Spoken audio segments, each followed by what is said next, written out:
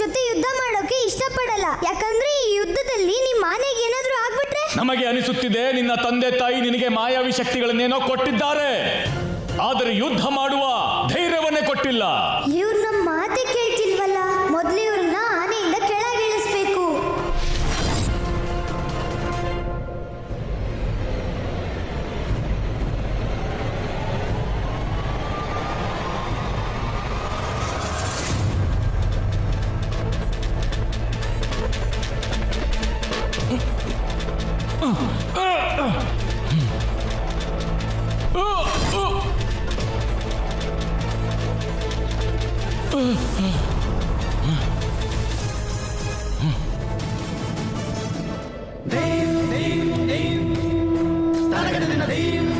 ವಜ್ರಾಯುಧ ಪ್ರಕಟವಾಗು.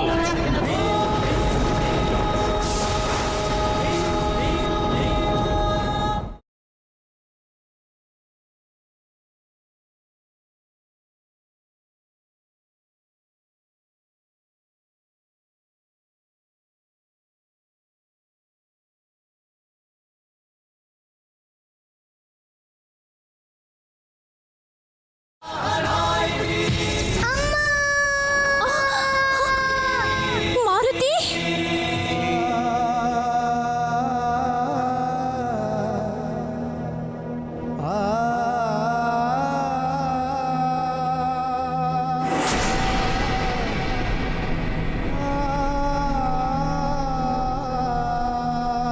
ನಮ್ಮ ಮಾರುತಿ ಯಾವುದೋ ಸಂಕಷ್ಟದಲ್ಲಿ ಸಿಲುಕಿದ್ದಾರೆ. ಮಹಾರಾಣಿ, ನಾವು ಪೂರ್ತಿ ಅರಮನೆ ಹುಡುಕಿದೆವು, ಆದರೆ ಯುವರಾಜ ಮಾರುತಿ ಎಲ್ಲಿಯೂ ಕಾಣುತ್ತಿಲ್ಲ.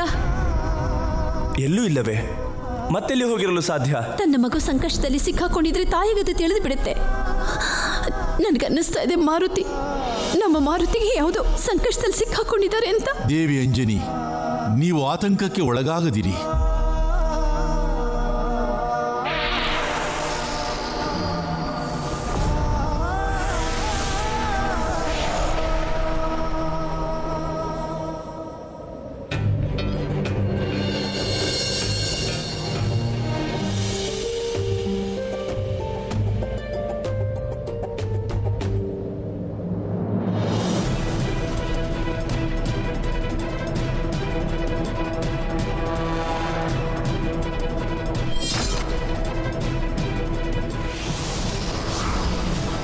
ನಮ್ಮ ವಜ್ರಾಯುಧದ ಪ್ರಹಾರವನ್ನು ತಡೆಯುವ ಸಾಮರ್ಥ್ಯ ಯಾರಲ್ಲೂ ಇಲ್ಲ.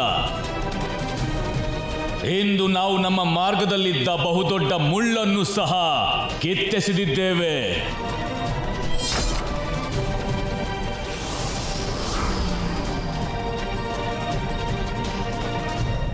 ಇದೆಂಥ ವಿಚಿತ್ರ ಅನುಭವ.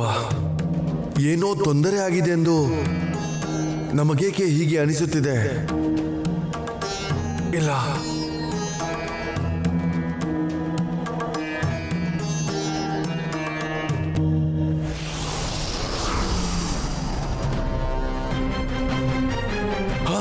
ಮಾರುತಿ!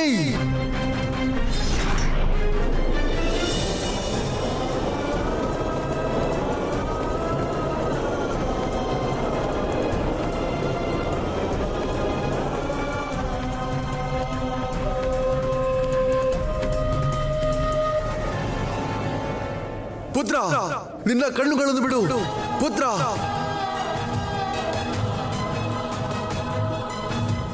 ಪುತ್ರ, ಕಣ್ಣುಗಳನ್ನ ಬಿಡಿ. ನಮ್ಮ ಮಾತು ಕೇಳುತ್ತಿದೆ. ಎದ್ದೇಳಿ ಮಾರುತಿ, ಮಾರುತಿ.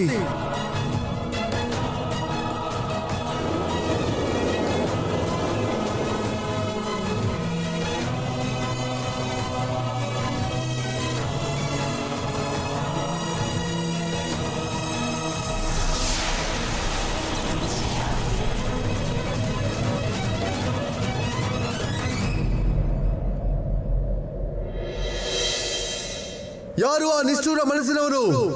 ಈ ಕೋಮಲವಾದ ಪುಟ್ಟ ಬಾಲಕನ ಮೇಲೆ ಪ್ರಹಾರ ಮಾಡಿದವನು.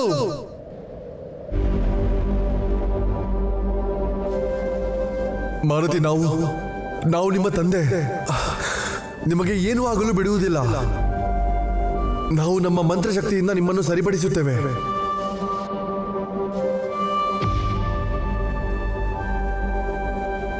ಓಂ ಹ್ಯೋಂ ನಮಃ. ಓಂ ಹ್ಯೋಂ ನಮಃ.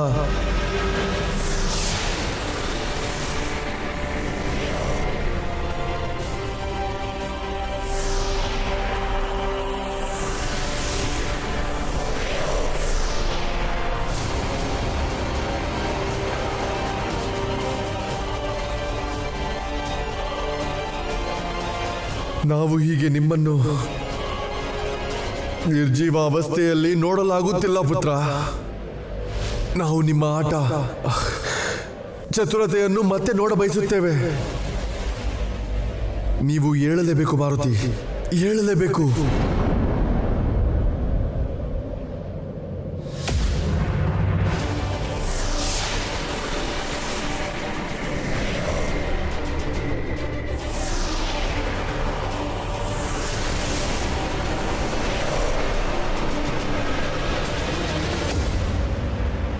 ಏಕೆ ನಮ್ಮ ಮಂತ್ರ ಏಕೆ ಕೆಲಸ ಮಾಡುತ್ತಿಲ್ಲ? ಈಗ ಏನು ಮಾಡುವುದು? ಮಹಾದೇವ, ಮಹಾದೇವ, ಮಹಾದೇವ, ಇದು ಯಾವ ನ್ಯಾಯ ಮಹಾದೇವ? ಇದೆಂತ ಪರೀಕ್ಷೆ ಮಹಾದೇವ?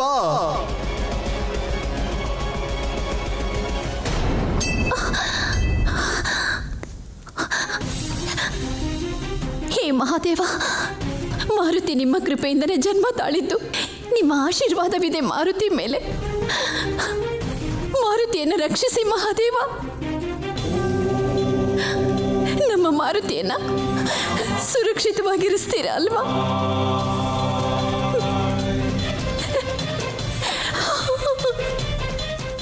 ದೇವಿ, ಶಾಂತರಾಗಿ. ನಾವು ನಮ್ಮ ಸೇನೆಯನ್ನು ಅವರನ್ನು ಹುಡುಕಲು ಕಳುಹಿಸಿದ್ದೇವೆ. ಶೀಘ್ರವಾಗಿ ಮರಳಿ ಬರುತ್ತಾರೆ.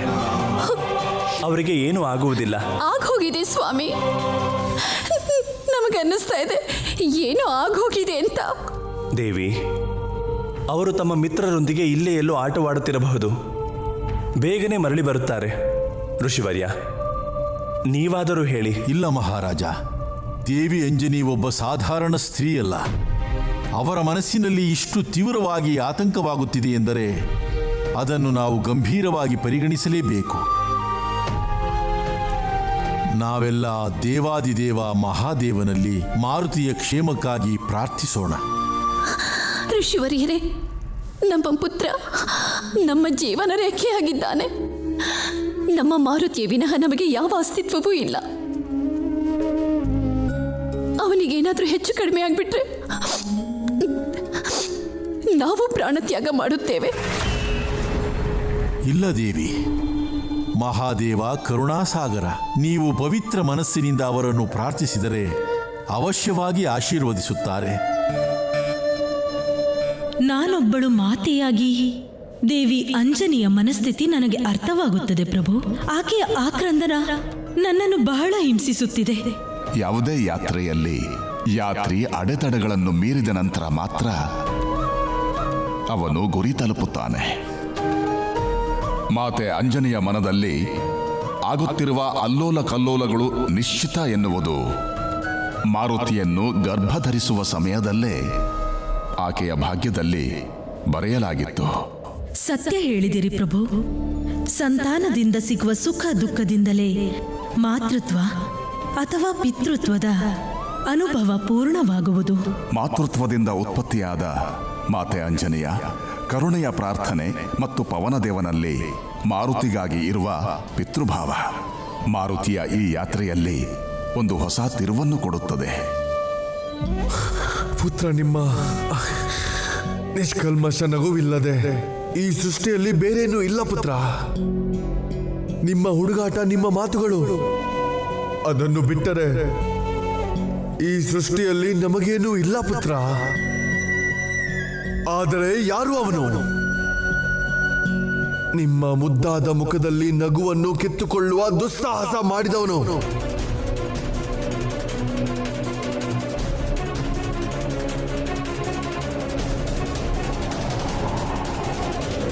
ನಾವು ಪವನದೇವ ಸಮಸ್ತ ವಾಯುಗಣಕ್ಕೆ ಆದೇಶ ನೀಡುತ್ತಿದ್ದೇವೆ. ಲೋಕ ಪರಲೋಕ, ಪೃಥ್ವಿ ಆಕಾಶ, ಗ್ರಹ ನಕ್ಷತ್ರಗಳು, ಈ ಸಮಸ್ತ ಸೃಷ್ಟಿಯಲ್ಲಿರುವ ಸಕಲ ಜೀವಕ್ಕೂ ಈ ಕ್ಷಣದಲ್ಲೇ ವಾಯುವನ್ನು ನಿಲ್ಲಿಸಿ. ಈಗ ಈ ಸಮಸ್ತ ಸೃಷ್ಟಿಗೆ ಪವನ ದೇವನ ಕ್ರೋಧ ಪರಿಚಯವಾಗಲಿ.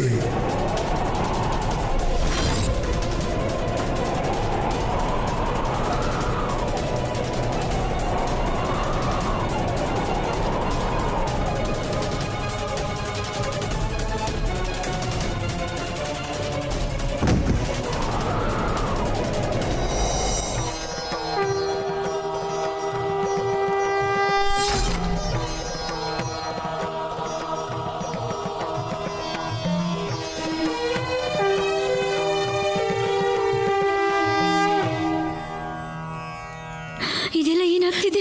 ನಮಗನಿಸುತ್ತಿದೆ ನಮ್ಮ ಪ್ರಾಣವೇ ಹೋಗುತ್ತಿದೆ ಎಂದು.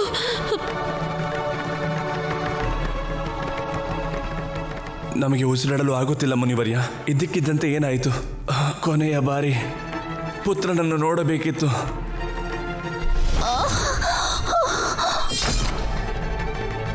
ಏನಾಗುತ್ತಿದೆ ಮುನಿವರ್ಯ?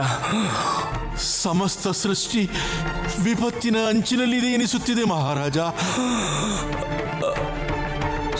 ಸೃಷ್ಟಿಯ ಅಂತ್ಯ ಇದೇ ಆಗಿದ್ದರೆ ನಿಮ್ಮ ಚರಣಕ್ಕೆ ನನ್ನ ಪ್ರಾಣ ಈಗಲೇ ಅರ್ಪಿಸುತ್ತೇನೆ. ಹರ ಹರ ಮಹಾದೇವ.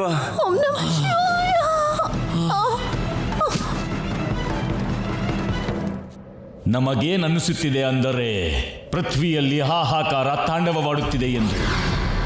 ನಾರಾಯಣ ನಾರಾಯಣ. ಬನ್ನಿ ದೇವಋಷಿ, ಇದೆಲ್ಲ ನಿಮ್ಮದೇ ಕಾರ್ಯದ ಪರಿಣಾಮ. ಏನು ಹೇಳುತ್ತಿದ್ದೀರಿ ದೇವಋಷಿ? ವಿಧಿಯ ಸರಳ ನಿಯಮ ಇದು. ಒಂದು ಕ್ರಿಯೆಗೆ ಇನ್ನೊಂದು ಪ್ರತಿಕ್ರಿಯೆ ಇರುತ್ತದೆ, ಪರಿಣಾಮವೂ ಒಂದೇ ಆಗಿರುತ್ತದೆ. ಈ ಸಂಕಷ್ಟ ಆ ಹೃದಯಹೀನ ಕಾರ್ಯದ ಪರಿಣಾಮವಾಗಿದೆ. ನೀವು ದೇವತೆಗಳು ಸೇರಿ ಆ ಮುಗ್ಧ ಬಾಲಕ ಮಾರುತಿಯ ಮೇಲೆ ಮಾಡಿದ್ದು, ವಿಶೇಷವಾಗಿ ನೀವು ಮಾಡಿದ್ದಂತೂ. ಆದರೆ ದೇವಋಷಿ, ತನ್ನ ರಾಜ್ಯವನ್ನು ರಕ್ಷಣೆ ಮಾಡುವುದು ಪ್ರತಿ ರಾಜನ ಧರ್ಮವಾಗಿರುತ್ತದೆ. ನಾವು ಸಹ ಆ ಮಾಯಾವಿ ವಾನರನ ವಿರುದ್ಧ ಅದನ್ನೇ ಮಾಡಿದೆವು. ಅಧಿಕಾರದ ದಾಹದಿಂದ ನಿಮ್ಮ ಬುದ್ಧಿ ಭ್ರಮಣೆಯಾಗಿದೆ ಎಂದೆನಿಸುತ್ತದೆ. ಆದ್ದರಿಂದಲೇ ಇಂತಹ ಘೋರ ಅಪರಾಧವನ್ನು ಅಪರಾಧವೇ ಅಲ್ಲವೆಂದು ಸಾಧಿಸುತ್ತಿದ್ದೀರಿ. ಇಲ್ಲಿರುವ ದೇವತೆಗಳ ಕಾರಣದಿಂದ ಅಸಂಖ್ಯಾತ ಜೀವಗಳು ತಮ್ಮ ಕೊನೆಯುಸಿರೆಳೆಯುತ್ತಿದ್ದಾರೆ. ನಿಮ್ಮೆಲ್ಲರ ಮೇಲೆ ಮಾನವ ಹತ್ಯೆ, ಪ್ರಾಣಿ ಹತ್ಯೆಯ ಪಾಪ ತಟ್ಟುತ್ತದೆ. ಮತ್ತು ಶೀಘ್ರವೇ ಪೃಥ್ವಿಯಲ್ಲಿ ಎಲ್ಲರ ಜೀವನ ಅಂತ್ಯವಾಗುತ್ತದೆ. ಯಜ್ಞ, ಕರ್ಮ, ಪುಣ್ಯದ ಆಚರಣೆ ಸಹ ನಿಲ್ಲುತ್ತದೆ. ಆಗ ಈ ಸ್ವರ್ಗಲೋಕವೂ ಸಹ ಉಳಿಯುವುದಿಲ್ಲ ಇಂದ್ರದೇವ. ಏಕೆಂದರೆ ನಿಮ್ಮೆಲ್ಲರಿಗೂ ಶಕ್ತಿ ಸಿಗುವುದೇ ಅವರುಗಳು ಮಾಡುವ ಪೂಜೆಯಿಂದ ಮತ್ತು ಯಜ್ಞದಿಂದ. ಆದರೆ ನೀವೇ ಅವರನ್ನು ಮೃತ್ಯುದ್ವಾರಕ್ಕೆ ಕರೆತಂದಿದ್ದೀರಿ. ನಾರಾಯಣ ನಾರಾಯಣ. ತಪ್ಪಂತೂ ನಮ್ಮಿಂದ ಆಗಿದೆ ದೇವಋಷಿ. ಆದರೆ ಭೂತಕಾಲಕ್ಕೆ ಹೋಗಿ ಆಗಿರುವ ತಪ್ಪನ್ನು ಸರಿಪಡಿಸಲು ಆಗುವುದಿಲ್ಲ. ಆದರೆ ಪಶ್ಚಾತ್ತಾಪದಿಂದ ಭವಿಷ್ಯದಲ್ಲಿ ಆಗುವ ಅನಾಹುತವನ್ನು ಸರಿಪಡಿಸಬಹುದು. ನೀವು ನಮ್ಮ ಕಣ್ಣು ತೆರೆಸಿದಿರಿ ದೇವಋಷಿ. ನೀವೇ ಹೇಳಿ, ಮುಂದೆ ಏನು ಮಾಡುವುದು? ನಿಮ್ಮ ಅಹಂಕಾರ ಮತ್ತು ಶಕ್ತಿಯ ಮತದ ಮಧ್ಯೆ ನಿಮಗೆ ಇದು ತಿಳಿಯಲಿಲ್ಲ. ಯಾವ ಮಾರುತಿಯ ಮೇಲೆ ನೀವು ಪ್ರಹಾರ ಮಾಡಿದ್ದೀರೋ ಅವರು ನಿಮ್ಮಲ್ಲಿಯೇ ಇರೋ ದೇವತೆ, ಪವನ ದೇವನ ಮಾನಸ ಪುತ್ರ.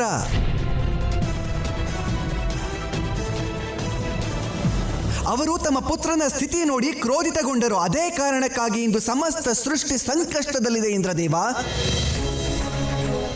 ನೀವೆಲ್ಲರೂ ಸರ್ವಪ್ರಥಮವಾಗಿ ಪವನದೇವನ ಬಳಿ ಕ್ಷಮೆಯಾಚಿಸಬೇಕಾಗುತ್ತದೆ.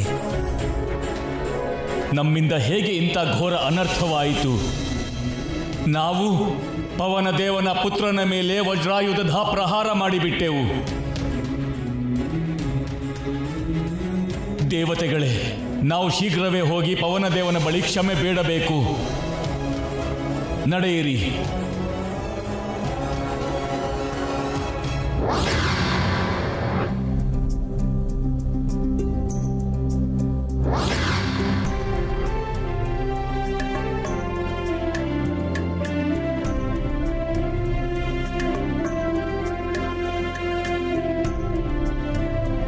ಹೇ ಪವನದೇವ, ನಾವೆಲ್ಲ ದೇವತೆಗಳು ನಿಮ್ಮಲ್ಲಿ ಪ್ರಾರ್ಥಿಸುತ್ತೇವೆ, ನಿಮ್ಮ ಕ್ರೋಧವನ್ನು ತ್ಯಜಿಸಿ ಮತ್ತೆ ಈ ಸೃಷ್ಟಿಗೆ ಪ್ರಾಣವಾಯುವನ್ನು ಪುನಃ ಪ್ರದಾನ ಮಾಡಿ. ಇದು ಹೀಗೆ ಮುಂದುವರೆದರೆ ಶೀಘ್ರವೇ ಸೃಷ್ಟಿಯ ಅಂತ್ಯವಾಗಿ ಬಿಡುತ್ತದೆ.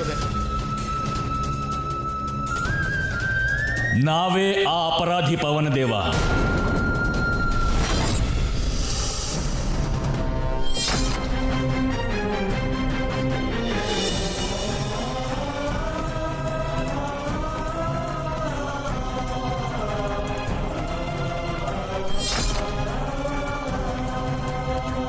ಅದು ನಾವೇ ನಮ್ಮ ವಜ್ರಾಯುಧದಿಂದ ನಿಮ್ಮ ಪುತ್ರನ ಮೇಲೆ ಪ್ರಹಾರ ಮಾಡಿದ್ದು.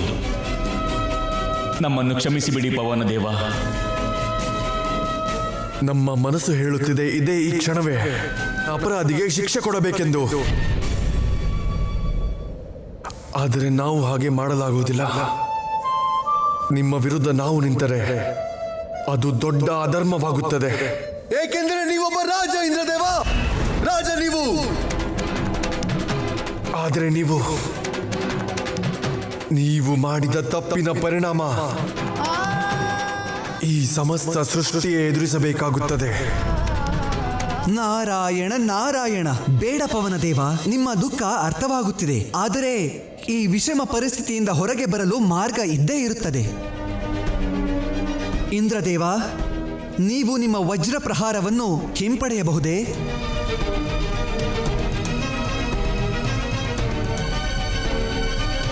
ಇಲ್ಲ ದೇವಋಷಿ.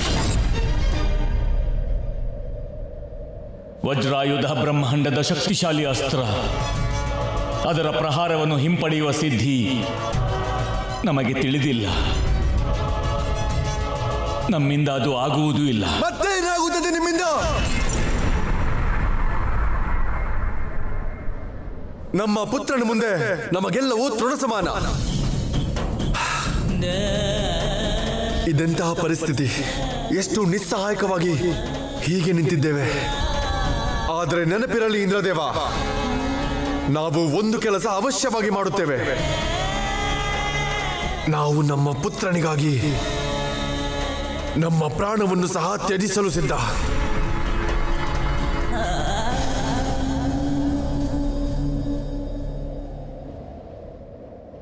ಅವಶ್ಯವಾಗಿ ತ್ಯಜಿಸುತ್ತೇವೆ.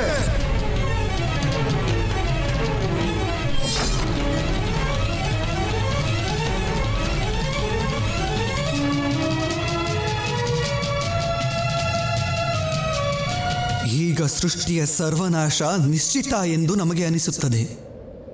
ಯಾರು ಉಳಿಸುತ್ತಾರೆ ಈ ಸೃಷ್ಟಿಯನ್ನು? ಈಗ ಯಾರು ಹೇ ಪವನದೇವ, ಜೀವನದಲ್ಲಿ ಆಶಾಭಾವನೆಯನ್ನು ಕಳೆದುಕೊಳ್ಳುವುದು ನಿಮ್ಮಂತಹ ಪರಮಜ್ಞಾನಿಗೆ ಶೋಭೆ ತರುವುದಿಲ್ಲ.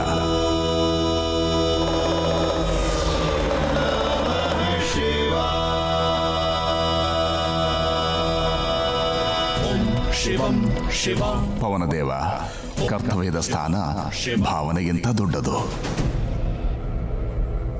ಸಮಸ್ತ ಸೃಷ್ಟಿಯು ತೊಂದರೆ ಇಲ್ಲದೆ ನಡೆಯಬೇಕಾದರೆ ಎಲ್ಲ ಜೀವಿಗಳಿಗೆ ಪ್ರಾಣವಾಯುವನ್ನು ದೊರಕಿಸುವುದು ನಿಮ್ಮ ಧರ್ಮ.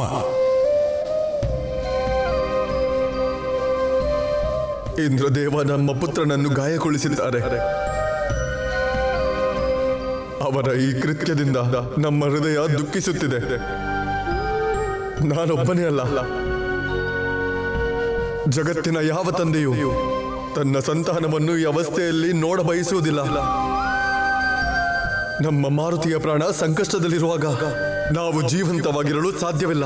ಯಾರು ಹೇಳಿದ್ದು ಮಾರುತಿಯ ಪ್ರಾಣ ಸಂಕಷ್ಟದಲ್ಲಿದೆ ಎಂದು?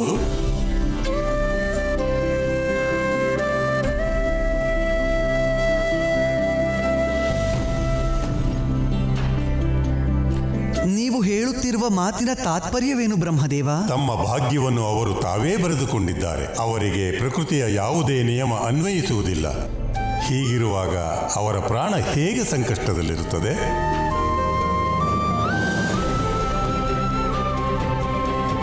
ಪ್ರಭು, ಈಗ ಆ ಸಮಯ ಬಂದಾಗಿದೆ. ನೀವು ಆರಂಭಿಸಿದ ಈ ಮಹಾಲೀಲೆಯ ವಿಷಯದ ಮಹತ್ವ ಎಲ್ಲರಿಗೂ ತಿಳಿಯಲಿ. ಪವನದೇವ, ಇಂದ್ರದೇವ, ದೇವಋಷಿ ನಾರದರೆ ಮತ್ತು ಸಮಸ್ತ ದೇವತೆಗಳೇ, ಮಾರುತಿ ಕೇವಲ ಸಾಧಾರಣ ವಾನರನಲ್ಲ, ಅವರು ಈ ಯುಗದ ನಮ್ಮದೇ ಕಪಿ ಅವತಾರ.